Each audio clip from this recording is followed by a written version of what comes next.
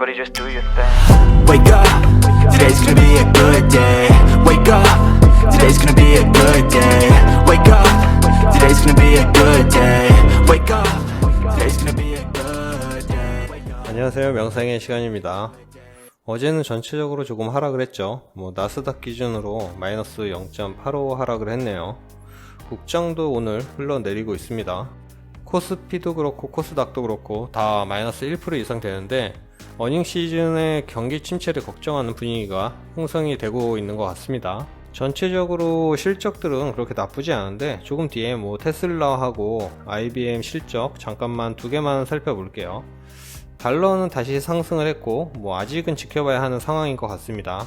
서부 텍사스산 원유는 어제 조금 올랐죠. 천연가스도 조금 반등은 했습니다. 앞으로는 그냥 이렇게 한 번에 보여드리는 게 좋겠네요. 금도 같이 볼 겸 크게 변하는 게 있으면 따로 말씀드리겠습니다. 우선 어제 계좌 마이너스 15%가 됐습니다.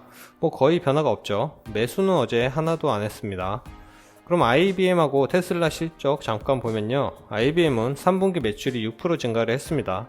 이건 컨센서스를 초과한 어닝이고 전체적으로는 하락을 했지만 중요한 건 컨센서스를 상회했다는 겁니다. 너네 안 좋을 건 알지만 이 정도는 하지 않겠어? 그러면서 주가를 그 정도에 반영을 해놨는데 이 생각보다 좀 잘했네. 그래서 주가도 장후 3% 정도 올랐습니다. 그럼 테슬라는 어떠냐? 우리나라에서 굉장히 인기가 많죠. 저도 테슬라의 미래 성장성을 높게 보고 있습니다. 보시면 아니 이게 나올 수치인가? 막 50%, 61%, 거의 100%도 있고 그렇죠. 그런데 왜 주가는 떨어졌지? 잘 모르시는 분들이 계실 수도 있으니 테슬라는 이미 선반영이 다 되어 있습니다. 기대치가 굉장히 많이 반영된 기업이죠. 그 기대치에 상응하는 실적을 실제로 내고 있고요. 보면 매출이 214억 5천만 달러로 56% 상승을 했습니다.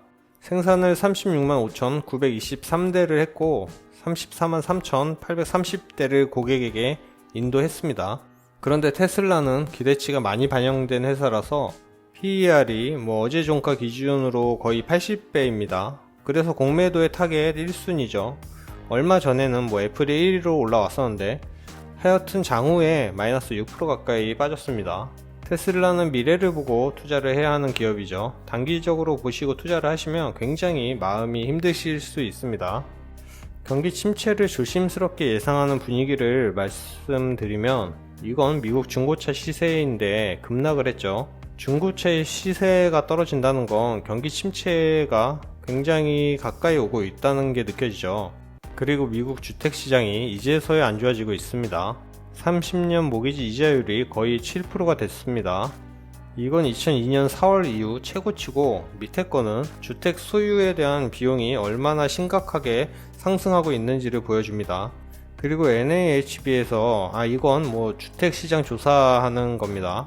보시면 글로벌 금융위기 때 10 아래로 내려갔고 코로나 때 30까지 갔는데 지금 38까지 떨어졌습니다. 경기 침체가 다가오는 분위기가 느껴진다고 많은 전문가들과 저희 크루라고 할까요? 하여간 그런 예상을 많이 하고 있습니다. 그래서 어제인가 계속 말씀드리는 것 같은데 S&P 500이 최소 3,200, 그리고 나스닥은 9,000 정도 그쯤은 찍고 올라와도 올라올 거란 말씀을 드리는데 이건 그냥 의견입니다.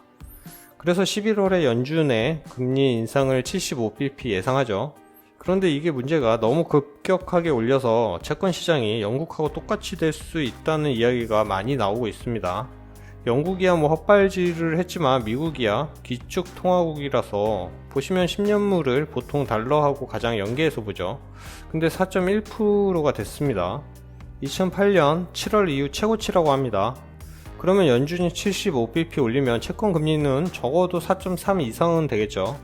그럼 또 영국 채권 시장과 같은 일이 연기금 보험사들 때문에 생길 수 있다고 해서 미국 재무부가 직접 나서서 바이백을 논의하고 있다고 합니다. 이건 그저께인가 나왔던 뉴스인데 크게 이슈는 안 됐었습니다. 그러니까 채권금리가 올라가면 미국 재무부가 나서서 장기채를 사들여가지고 국채금리를 낮추는 것에 대해서 논의를 한다고 합니다. 일명 바이백을 한다는 거죠. 지금 재무부 장관이 제닛 옐런이죠. 다들 아시겠지만 전 연준 의장이었습니다. 그러니까 영국 BOE가 했던 일과 비슷한 일인데 지금 투자자들이 가장 두려워하는 것이 무엇일까요? 경기 침체도 있지만 연준의 기준금리 인상이 가장 두렵죠. 기준금리 인상은 채권 투자하시는 분들에게도 좋은 소식은 아니죠. 채권 가격이 하락하는 걸 좋아할 투자자는 없을 겁니다. 아마 다음 달에 연준이 금리를 75pp 올리는 게 거의 확실하죠. 그렇게 되면 기준금리가 4%가 됩니다. 그러면 거의 달러하고 연동성이 가장 큰 10년물 국채는 4% 이상이 되겠죠. 지금도 4%를 넘었습니다. 그런데 이걸 미국 재무부가 직접 나서서 매입을 해줄 가능성이 생긴 겁니다. 실제로 이번 달 말에 보다 자세한 이야기가 나올 것 같습니다. 이건 의도치 않게 연준과는 반대의 행보죠. 결과론적으로는 유동성이 다시 풀리는 겁니다. 영국을 가만히 보니까 트러스 총리와 전 재무장관이 이상한 짓을 하긴 했지만 거의 같은 맥락이죠. 채권의 가격이 하락을 하면 연기금 보험사들의 위험성이 너무 커지니까 미국도 같은 일을 한다는 겁니다. 이게 비슷한 일이 2008년 글로벌 금융위기 때 있었는데 한번 보면서 말씀드릴까요?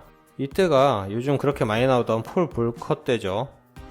그러니까 2006년, 2007년 이때 연준 의장이 앨런 그리스펀이었습니다. 이때도 인플레이션을 잡으려고 기준금리를 계속 올렸죠. 내려오던 거. 그러니까 당연히 장기채 금리가 계속 올랐는데 어느 순간 10년물 금리가 계속 떨어졌죠. 당시에는 굉장히 이해가 안 되는 일이었다고 하는데 나중에 이게 밝혀졌습니다. 이 장기채들을 중국이 엄청나게 샀습니다. 아마 기억을 해보시면은 그런 거 들어보셨을 겁니다. 중국이 미국 국채를 엄청 샀다는 뉴스가 한동안 나왔었죠. 그래서 그때 나온 결과는 어느 순간 달러가 느닷없이 약세로 돌아섰었고 그 돈들이 중국이나 한국 등 신흥국 시장으로 들어와서 버블을 엄청나게 만들었었죠. 그 버블의 대가로 결국 미국 모기지까지 터지면서 2008년 글로벌 금융위기로 무너졌지만 그때 그 일을 미국 재무부가 비슷하게 해준다는 건데 어느 정도의 규모인지는 아직 정해진 건 없습니다. 이번 달 말에 논의를 한다고 하는데 재무부의 바이백 이슈를 잘 확인을 해야 할 것 같습니다. 그런데 이런 실물 경제가 동반되지 않은 꼼수는 뭔가 뒤에 일이 터질 것 같긴 합니다. 규모가 확실하게 되면 또 말씀드릴게요. 그래서 어제 제가 빅쇼트 영화를 다시 봤습니다. 다시 보니까 퍼즐이 좀 맞춰지더라고요. 결국 큰일이 터지면 기축통화국이니까 미국은 돈을 또 뿌리죠. 그래서 월가는 또 살아남고 금융업은 미국 금융업은 미국이 살려주고 또 이상한 대로 말이 흘렀네요. 죄송합니다. 그래도 안 보신 분이 계시면 한번 보세요. 재미는 없을 수 있지만 투자자에게 좋은 영화임은 틀림없습니다. 그럼 오늘 영상은 여기까지 할게요. 조금의 도움이 되셨다면 구독, 좋아요 부탁드립니다. 오늘 하루도 조금만 더 고생하셨고 푹 쉬시는 저녁 시간 되시길 바라겠습니다. 그럼 내일 만나요.